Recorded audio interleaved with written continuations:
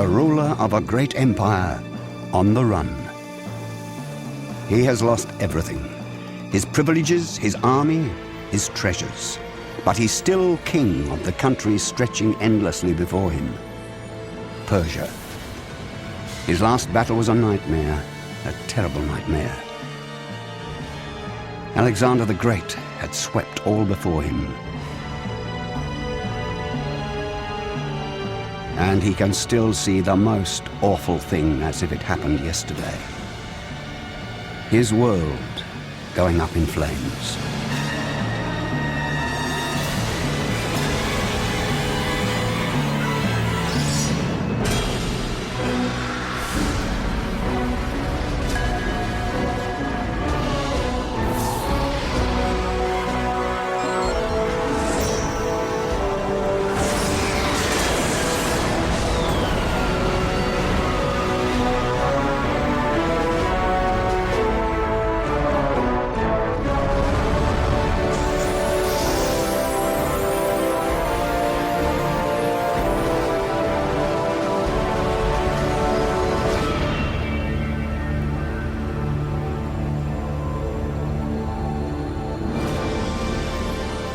Persia, 2,500 years ago, an empire of desert and rock, yet the center of the world.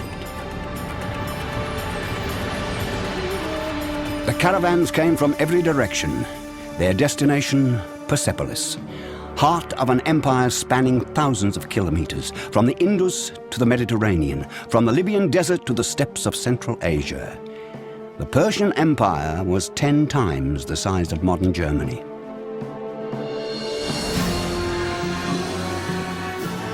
In Persepolis, King Darius held sway. He sat on a throne of gold. A king who saw all and knew all. An infallible ruler.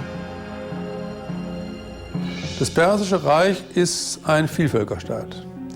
Und in vielen Punkten kann man sagen, ist das Persische Reich Vorgänger und Vorbild für das Imperium Romanum. The whole known world paid tribute to this empire. Ancient images tell the story. They came by sea in ships from Greece, from Egypt. From distant India, they brought treasure by the cartload.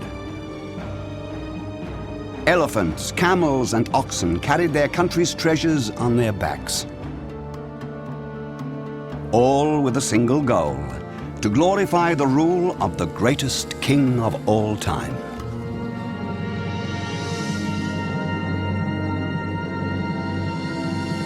At this time, the desert became a treasure house, a flowering garden. And the sophistication of the king's palace, gleaming in all the colors of the rainbow, brought together all the know-how of the ancient world.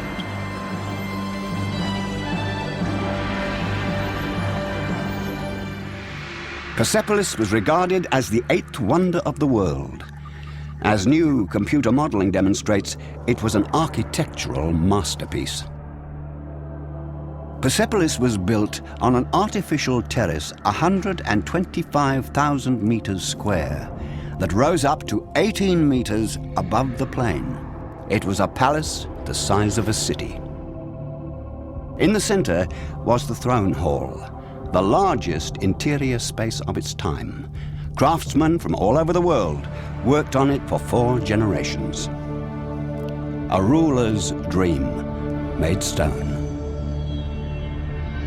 Today, only ruins remain.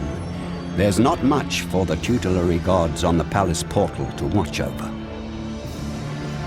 The exquisite lotus flowers on the mighty columns are among the few reminders that this palace was created for eternity. Looking down, the symbol of the city's former might, the bull of Persepolis. Monumental terraced outdoor staircases bordered by finely engraved stone reliefs, all work of unequaled craftsmen. Gigantic columns, 20 meters high, at that time an unbelievable height. Palace gates that seem to have been built for titans, fascinating figures that tell of a long-lost world.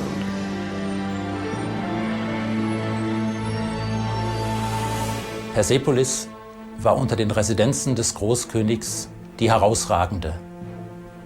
Sie stellt eine Verbindung dar von Palastanlage und administrativem Zentrum. Immer dort, wo sich der König aufhielt, war auch das Zentrum des Reiches. But in spite of the empire's size and strength, it had an adversary that would seal its doom. Persia's nemesis was a small empire, 100 times smaller than Persia. Macedon.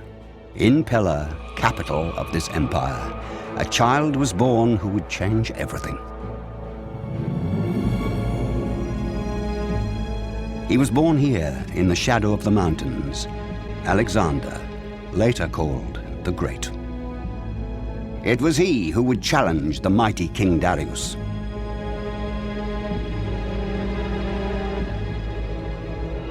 His teacher was Aristotle, the ancient world's leading philosopher. From him, the little prince learned to think logically, the power of words, and the fundamentals of politics. Alexander turned his teacher's words into deeds, and he never forgot what Aristotle told him of Persia's immeasurable wealth. Gold abounds like sand in the treasure houses of Persepolis. Gold that should be taken to avenge what the Persians once did. 150 years before, the Persians had destroyed the Acropolis in Athens. The destruction of the pride of Greece was a punishment for the Greeks refusing to submit to the Persian yoke. Die Perserkönige haben den griechischen Städten in ihrem Machtbereich Frieden garantiert und Wohlstand garantiert.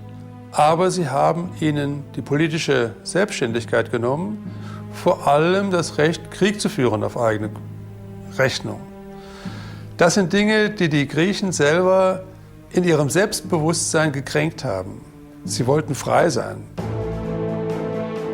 Alexander felt called to make this dream of freedom come true. Early on, he learned how to win. He didn't have much time. He would die young.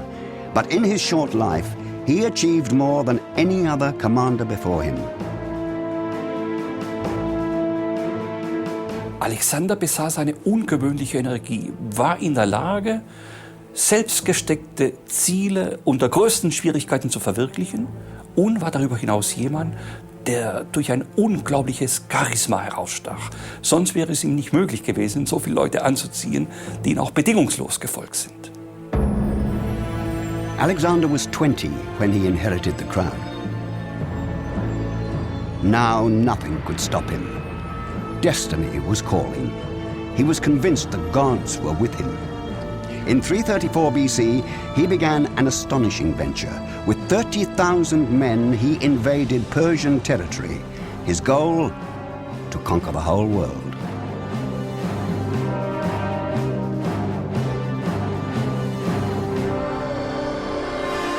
Alexander's men would change the world forever and redraw the geopolitical map. At Troy, Alexander crossed the Hellespont into Asia. Although young, Alexander was a brilliant strategist. First, he wanted to occupy the ports of Asia Minor so that the powerful Persian fleet could not use them to attack his homeland. Issus, an important Persian port city, has long been a mystery. Its location was forgotten for 2,000 years. Only recently, an international team led by an American, Marie Henriette Gates, pinpointed the site of the city. Professor Gates is certain this is the place where Alexander and Darius met for the first time. On this spot, the collapse of Persian power began. was thus certainly the site of Issos, large enough with its harbor to house the fleet of Cyrus the Great before his naval invasion of Greece. A paradox of history. Researchers are sure it was from Issus that the Persian fleet sailed to conquer Athens 2,500 years ago. A victory that ultimately gave Alexander the desire to retaliate. Is there any trace of what was once the pride of the Persians? Does the mud hide any relics of that huge, invincible fleet? The divers discover shards of oil jars, part of the supplies on a Persian warship.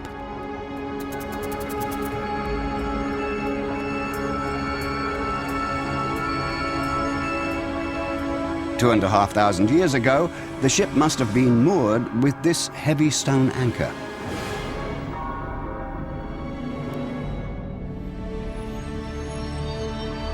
The place where Darius's army fought a bloody battle against Alexander is now a loading station for liquid petroleum gas from the Caspian Sea.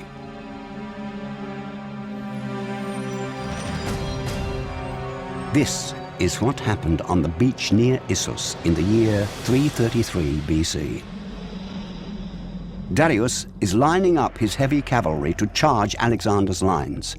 The Pilorus River still separates the warring armies. Alexander reacts at once. He lines up his cavalry on the south bank and blocks the Persian infantry with his dreaded phalanx units. On his right, at the edge of the mountains, he suddenly throws in his elite cavalry. Taken completely by surprise, the Persians retreat. Alexander can now attack the great king directly. In the National Museum of Naples, there is a mosaic over 2,000 years old, Alexander at the Battle of Issus. Like a snapshot taken by a combat photographer, it shows the precise dramatic second when Darius lost his nerve. The Persian battle line is chaotic, a confusion of fleeing and dying soldiers. Facing them, a young, decisive Alexander. Darius has given up. Wir haben in der Antike immer wieder den Fall, dass die Person des Feldherrn letzten Endes die wichtigste Waffe eines Heeres ist. Das Heer ist das Werkzeug des Feldherrn. Und in dem Augenblick, wo der Feldherr was sagt, dann nützt die ganze Tapferkeit der Soldaten nichts mehr. The Persian king is using his scythed chariot to flee. Was Darius a coward? Does the mosaic tell the historical truth, or does it distort it? Was the 22-year-old Alexander really so superior? The Pilorus River, 3 kilometers from the sea. Professor Gates has solved the historical puzzle. On this very spot, Darius first confronted the military genius of Alexander.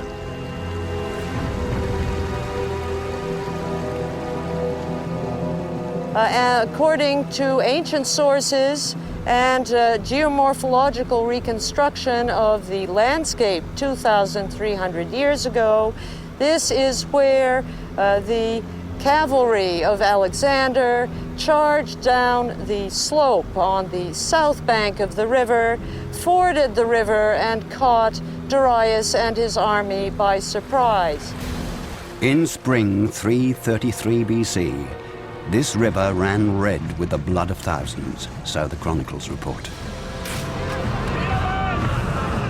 Darius war durchaus nicht weltfremd. Er konnte nur nicht ahnen, dass er es mit einem solchen Gegner zu tun hatte, der mit einer derartigen Energie und Entschlossenheit den Sieg wollte. Alexanders Militärstrategie war sensationell. Sein Wille zum Sieg größer als das seines Kontrahenten. Der Einsatz der Kavallerie bahnbrechend. It was in the bloody confusion of ancient battle in man-to-man combat that Alexander's special talent emerged. He was fighting a numerically superior army that was said to be invincible. Speed was his secret weapon. Speed and psychology. Wir haben viele Beispiele, in der ein zahlenmäßig unterlegener Gegner, der geschickt taktiert, einen größeren Gegner vernichten kann, zerschlagen kann. Und das hat Alexander eigentlich in all den Schlachten, die uns bekannt sind, immer wieder bewiesen. Denn er wusste, rein zahlenmäßig hat er keine Chance. Er konnte es eigentlich nur durch die psychologische Kampfführung schaffen. Und das hat er gepackt. The result, Darius vacated the field. The great king fled, and not for the last time.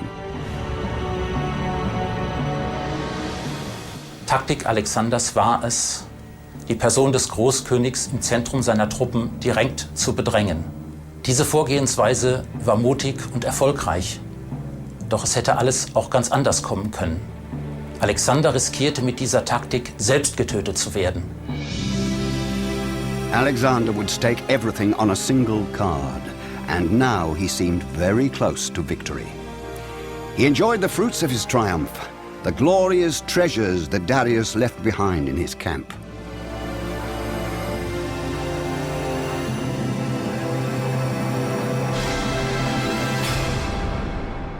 This, it seems, is royalty.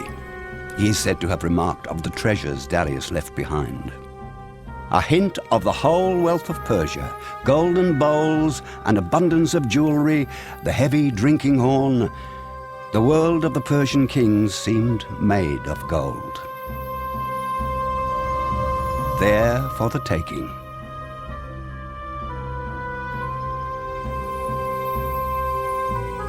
And he acquired another treasure, Statira, the wife of Darius. The ancient historians write that he greeted her with respect and treated her honorably. Alexander, a gentleman. Alexander was a new type of ruler, but he was full of contradictions. Ancient frescoes glorify him as a handsome hero.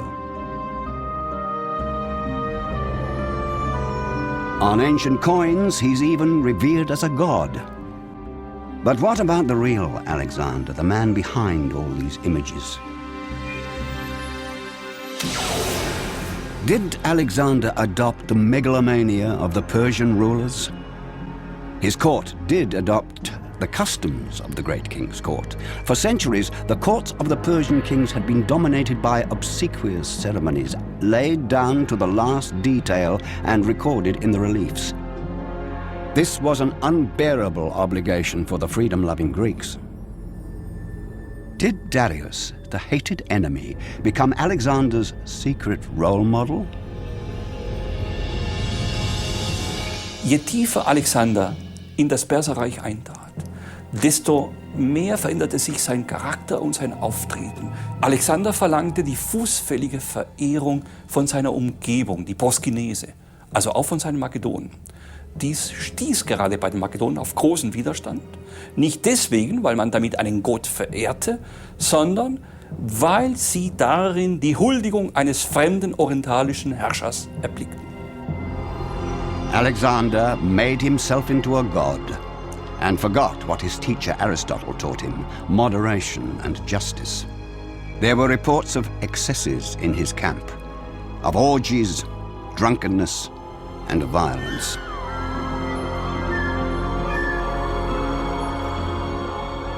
An Alexander haben sich zu allen Zeiten die Geister geschieden. Haben die einen in ihm den Wegbereiter der kulturellen Verbindung zwischen Ost und West gesehen, so haben die anderen an die Brutalität seiner Maßnahmen während des Feldzuges gegen Persien erinnert. Von seinen Strafgerichten hat er nicht einmal Unschuldige, Frauen und Kinder ausgenommen. Tausende wurden in die Sklaverei verkauft oder sogar getötet. Nevertheless, Issus was a triumph, but it was still a long way from Persepolis. The Persian army was not yet finally beaten. There were thousands of kilometers to go through enemy territory. But Persepolis beckoned like an irresistible promise. The ruins of Persepolis make its former splendor hard to imagine. From the monotonous brown roundabout, This monument to power rose up gleaming like a brightly colored precious stone. Those colors have long been faded by wind and weather.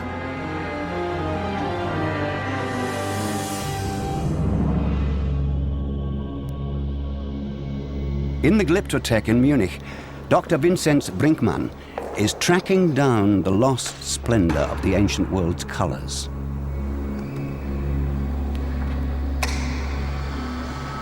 The beam from the special lamp illuminates more than the white marble.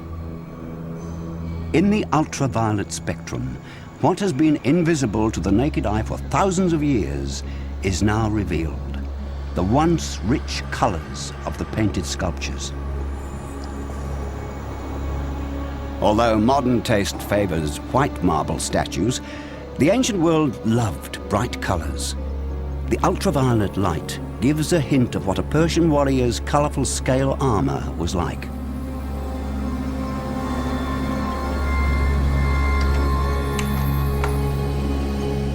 The computer combines data from innumerable studies into a full image.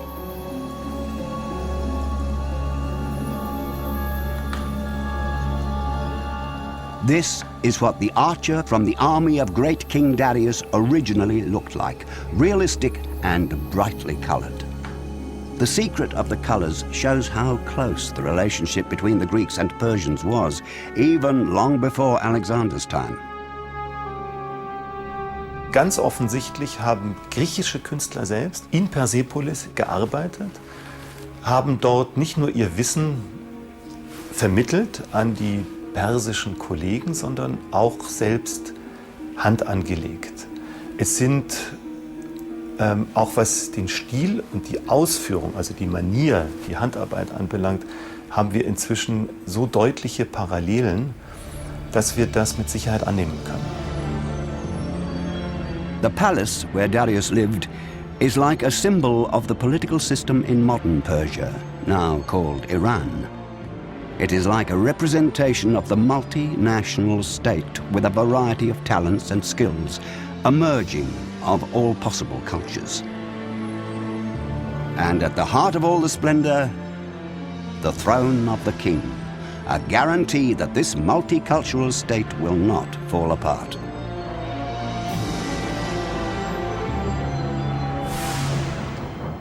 This archival footage illustrates the enduring influence of Persepolis.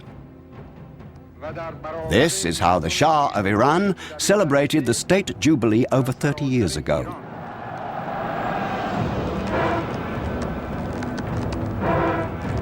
Everything intended to give modern Iran its identity came from Persia 2,500 years ago.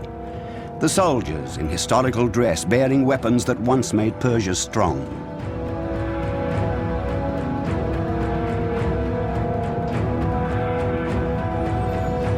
The war chariots, the high tech of the ancient world, which outclassed every other weapon system.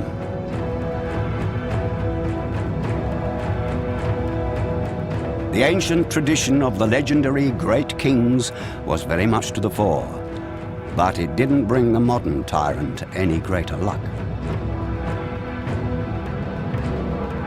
The Shah, too, was toppled, like his predecessor, Darius. Pomp and splendor disappeared overnight. Darius and Alexander, an unlike pair. Yet their longings were the same. Alexander, too, dreamt of unlimited power. His battlefield would be the whole world.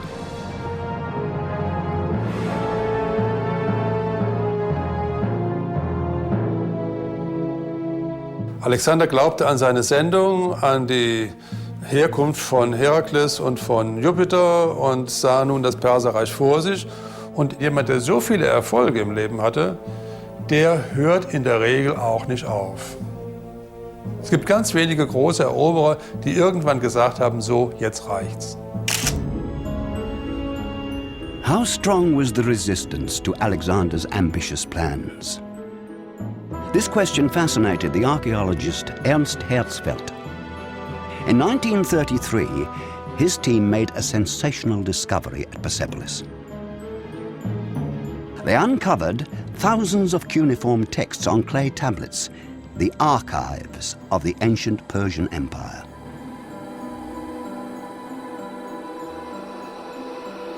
These documents reveal what life in ancient Persia was like, not just at court, but also the everyday life of the people. The great kings created an outstanding infrastructure. Traders and travelers followed established, secure routes, and a network of caravanserais was a guarantee of trade in the multinational state. Es gibt ein zentrales, herrschendes Volk, das aber viele kulturelle Einflüsse von außen akzeptiert, übernimmt, sehr lernfähig ist, außerordentlich tolerant und von daher hat das Perserreich ja in der Tat lange Jahrhunderte hinweg diesen gesamten Nahen Osten als Imperium Persicum beherrschen können. The most obvious proof of the Persians' cultural sophistication is about 100 kilometers from Persepolis. Pasargadae, the old capital of the empire. Its palace was magnificent. Now, only a few columns remain. Researchers from the University of Lyon are trying to reconstruct a picture of the city as it was. Using thousands of aerial photographs, they have examined the whole area to the centimeter and have revealed what was invisible to the naked eye. Hidden structures in the ground. These structures contain the secret of Pasargadae, a gigantic irrigation system that sustained the dusty wasteland. Dans l'héritage achéménide, il faut aussi parler des jardins que l'on appelle en persan, enfin, qui a donné le mot paradis, et ce sont des jardins extrêmement bien aménagés, très symétriques, parfaitement irrigués, et on a à Pasargade le plus ancien exemple de ce type de jardin. The water that made Pasargadae a fertile garden came from the melted ice and snow of the Zagros Mountains a few hundred kilometers away. The great kings knew how to use this rich resource. And water was the most valuable treasure of this desert world. Water that transformed the brown wasteland into a colorful garden. The elixir of life.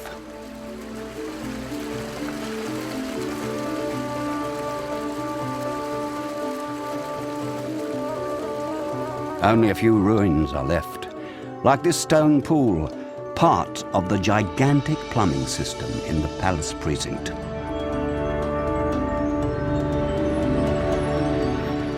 On parle souvent de la décadence de l'Empire achéménide.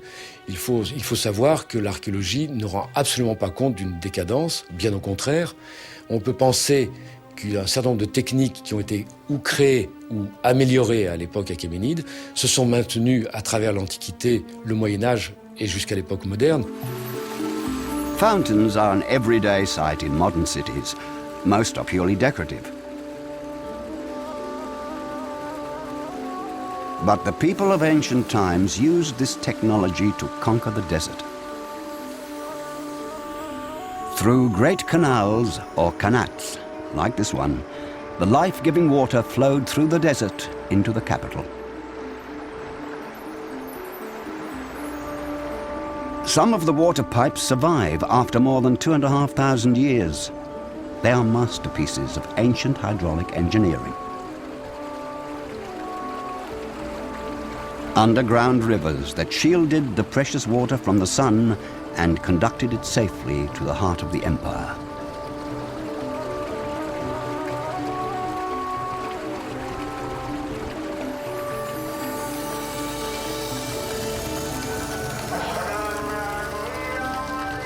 In the city of Yazd, you can admire the last example of this irrigation technology.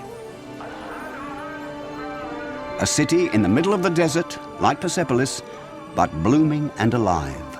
300,000 people live here.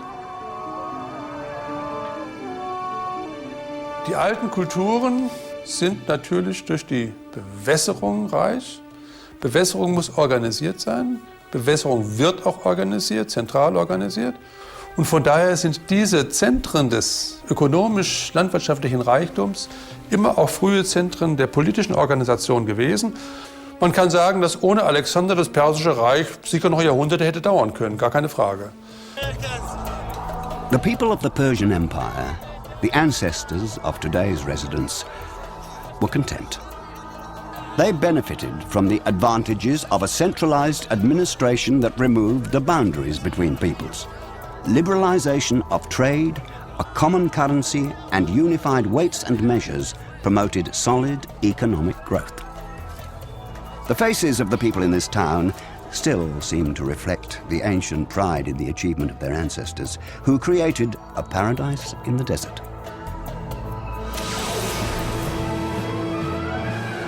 What mysterious energy drove Alexander on? Did he feel chosen by fate to rule the world? And Darius? What weapons did he have left, apart from his rage, his failure to grasp that a little David was challenging the mighty Goliath? Er hat wohl Angst gehabt. Ich vermute, dass er ganz klare Minderwertigkeitsgefühle gegenüber diesem Mann gehabt hat. Also Alexander hat sich auf den schwächsten Punkt konzentriert, und das war Darius.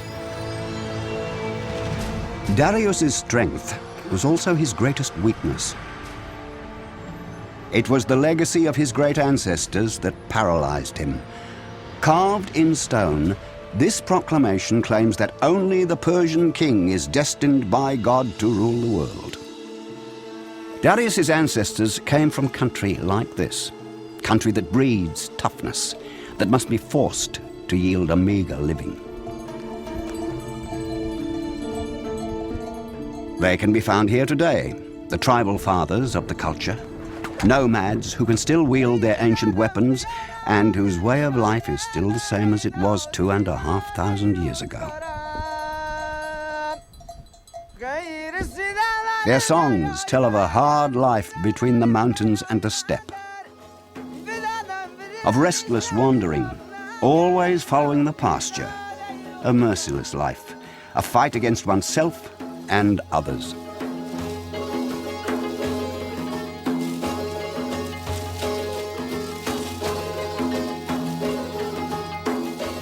Man and beast alike must defer to nature. They must accept the unchanging nature of the conditions and derive all their strength from doing so. Go barefoot over snow-covered mountain passes.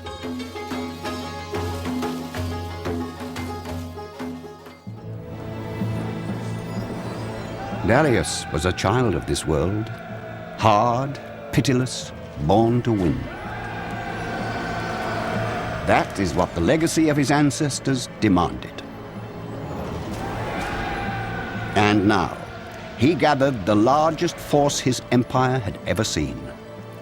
150,000 men. He was using everything he had. Was this his final chance? Darius could sense that it was. He would take up the challenge. But as yesterday's loser, where would he get the mental strength to turn the tables? From the stars?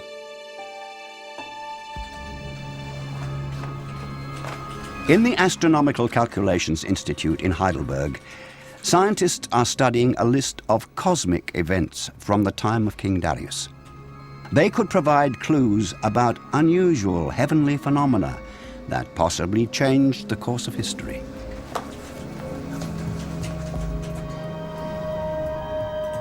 Dr. Lutz Schmadl is programming an event that must have occurred over Mesopotamia shortly before 8 p.m. on the 20th of September, 331 BC. An eclipse of the moon. Die Finsternis war also sichtbar über dem ganzen Indischen Ozean, von der Küste aus Afrikas bis Zentralasien, bis nach Hinterindien. Muss sich also an ein bemerkenswertes Ereignis gehandelt haben. Die Finsternis hat dann schließlich geendet mit dem Austritt des Mondes aus dem Kernschatten der Erde gegen 23 Uhr Ortszeit. What impression must this sign from the heavens have made on Darius and his soldiers? Was it seen as a good or a bad omen?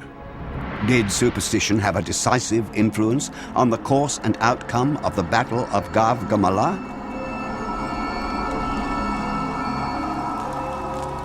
Historians are certain that Darius was a follower of the ancient religion of the preacher Zoroaster. Fire is the symbol of the Zoroastrian god Ahura Mazda. The religion has survived to the present day. In Darius's time, the flames blazed in old cult sites in a universe full of secrets. Persian ritual prescribed that the dead be offered to the heavenly afterlife on these towers of silence. There, the corpses were left out for the vultures, mediator beings who would consume the earthly body and carry it to heaven.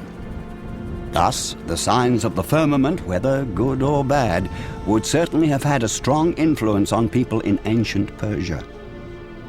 But something quite different probably decided the war. A superior weapon. The sarissa. With a blade forged from the finest iron, it was as hard as steel. A high-tech instrument of war in the hands of Alexander's soldiers. But the real secret of the sarissa was its shaft, 7 meters long. The Macedonian soldiers held it in both hands from beneath. Alexander's highly trained elite, the phalanx. Anyone attacking a phalanx had to fight through a forest of lances before he could reach the first enemy soldier.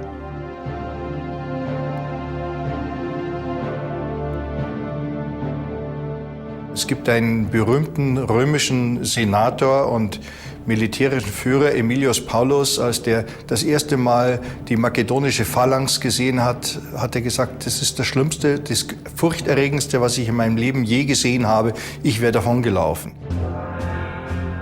The troops that Darius was mobilizing was said to be invincible. They were called the 10,000 Immortals, elite soldiers who could perhaps overcome the Greeks' phalanx technology. But these perfectly drilled warriors had one flaw. Most of them were legionaries. The Persian great king was leading a motley collection of soldiers from a variety of countries. The army that would charge Alexander was an army of mercenaries. And many of them were Greek. Das macht man sich ja gar nicht klar, dass die eigentlichen Gegner Alexanders auf der persischen Seite die griechischen Söldner gewesen sind. Und von daher muss man sagen, ein Staat, der sich mit seinen eigenen Bürgern nicht verteidigen kann, der ist schon im Grunde auf dem absteigenden Ast. Alexander, on the other hand, had highly motivated soldiers, fellow countrymen who worshipped him. He was the focal point of every strategy. He was their idol, and his men followed his tactical genius unconditionally. The example Alexander set was the key to their common victory.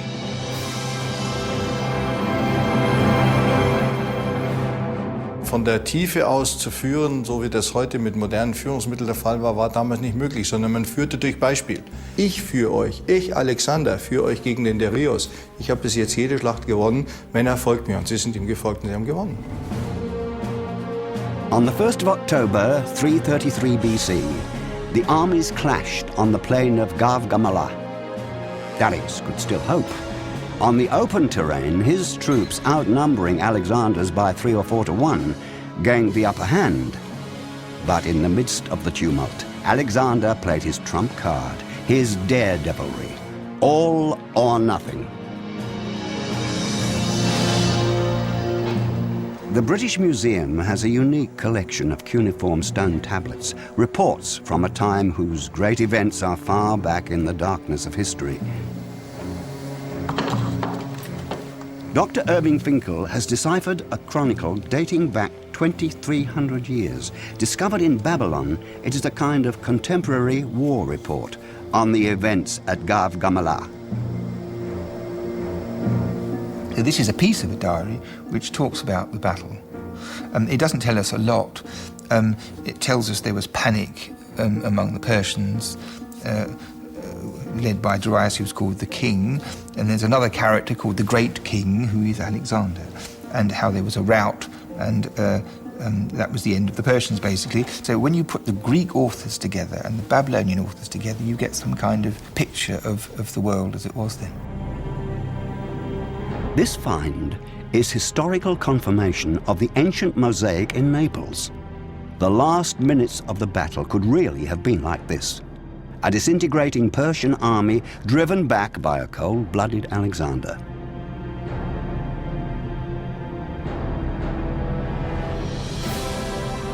Alexander was triumphant for the second time, and Darius turned to flee, also for the second time. History was repeating itself. King Darius abandoned his men.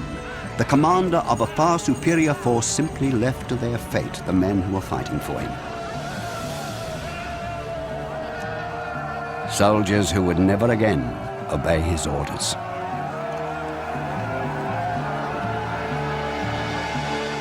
Der König, der das Schlachtfeld verlässt, verliert damit natürlich auch den Rückhalt seiner Truppen, die sagen, wenn der abhaut, warum sollen wir uns dann für seine Sache schlagen?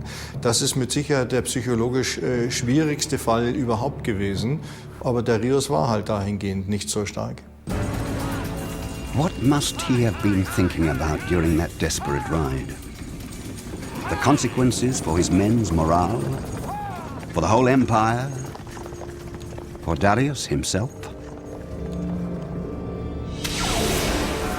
Darius was not an outstanding ruler. He was caught in the constraints of his office, of tradition, of his ancestral heritage. Caught as if in a cocoon that left him no room to move. His only duty was to stay alive.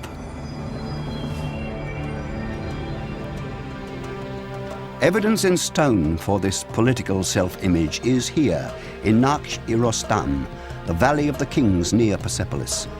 It is the legacy of the great kings, Darius's ancestors. The royal burial chambers are driven into vertical rock walls, removed from the world.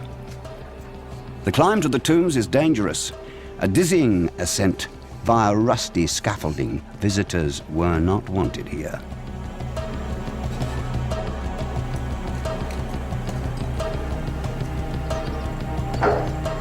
Only those who make it to the top will see what makes this place unique.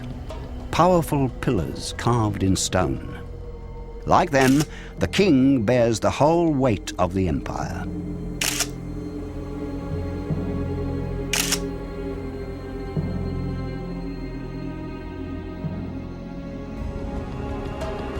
In front of the tombs stands a tower-like structure. Researchers regard it as the place where the heir to the throne was prepared to assume power in the presence of the revered ancestors. But the dynasty of Darius no longer guaranteed the proud past a brilliant future. A foreigner would come into the inheritance.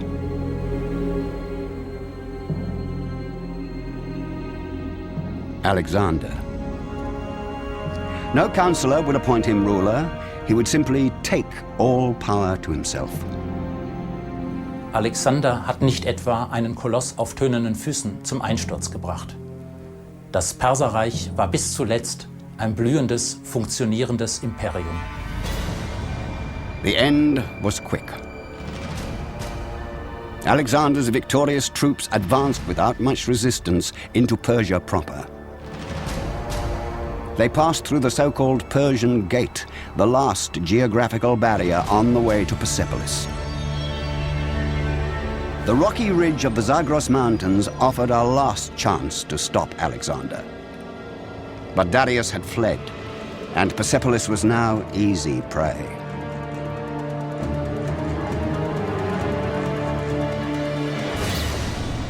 The stone bastion was now unprotected.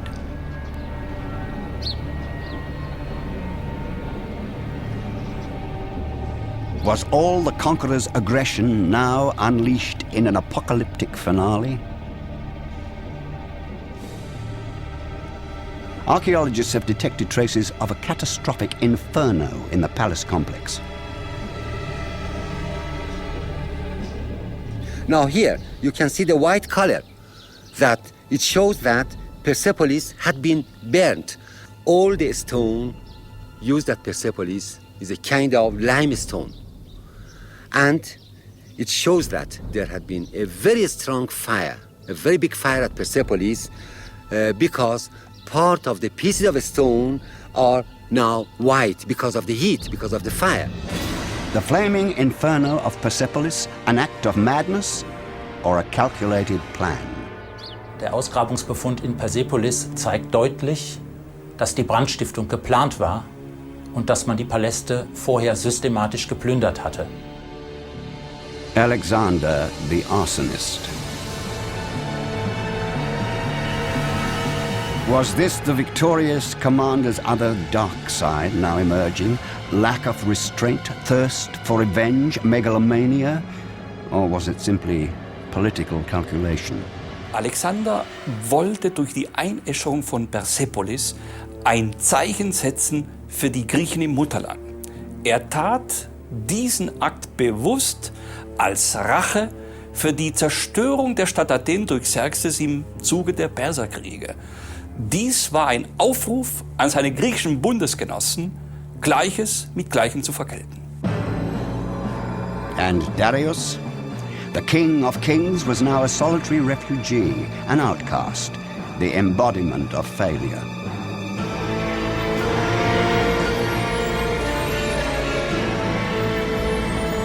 It's said that the spear of the victorious Alexander gave him the coup de grace. But that is just a legend. Darius died far from Persepolis, but not by Alexander's hand, nor by his own. According to ancient sources, it was his governor, Vissus, who conspired against him. Initially, Vissus wanted to have Darius caught by his thugs and handed over to Alexander, but out of fear, they made short work of it. Darius died at the hand of his own people. The king is dead. Long live the king. Die antiken Autoren berichten, Alexander habe die Leiche des Dareios in seine Heimat überführen und dort in Ehren beisetzen lassen. Ob dies in Persepolis geschah, wissen wir nicht. Es ist aber zu vermuten. Das sogenannte unvollendete Grab ist nach neueren Erkenntnissen sicher nicht die Grablege des letzten Großkönigs gewesen. Darius met a very different death from those of his proud forefathers, an ignominious death, and the whole empire died with him. The magnificent tomb erected in honor of Darius long before his inglorious end would now remain empty. No Persian great king would be laid to rest behind these stones, and no one would inscribe his name on the reliefs. It is an unfinished tomb for a ruler whose reign was also unfinished.